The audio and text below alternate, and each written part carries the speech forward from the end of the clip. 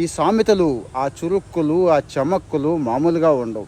ఈరోజు సామెత వచ్చి తిరుపతిలో బోడిగుండుని వెతికినట్టు అన్నట్టు. ఇదేం సామెత అంటారేమో. తిరుపతి వెళ్ళినప్పుడు జనరల్గా ఏముంటాయండి, మొత్తం గుళ్ళే కనపడుతూ ఉంటాయి చూస్తే.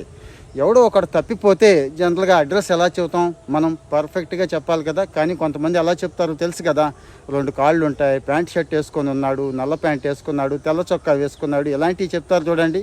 అలాంటివి చెప్పిన వాళ్ళకి ఈ సామెత వాడతారు అన్నట్టు. అంటే తిరుపతి వెళ్ళినప్పుడు పాపం ఒక ఆయన తప్పిపోతే, అరే ఎలా ఉన్నాడు ఏంటి అంటే, ఆ విచారణ కేంద్రం ఉందో చూడండి, అలాంటి చోటకి వెళ్ళి గుండు చేసుకొని ఉన్నాడు బాబయ్య అని చెప్పాడంట. ఇది ఇలాంటి సందర్భాల్లో వచ్చింది అన్నట్టు. సో మీకు కూడా అర్థమైపోయింది కదా. పర్ఫెక్ట్గా అడ్రస్ చెప్పకపోయినా, అవతల వ్యక్తి ఆనవాళ్ళు సరిగా చెప్పకపోయినా, అంటే ఇప్పుడంటే గూగుల్ లొకేషన్ వగేరా వచ్చేసింది అనుకోండి, వచ్చినా కూడా పర్ఫెక్ట్గా ఎవరైతే సమాచారం ఇవ్వట్లేదో, తింగిరి బింగిరిగా ఇస్తున్నాడో, తికమగ్గా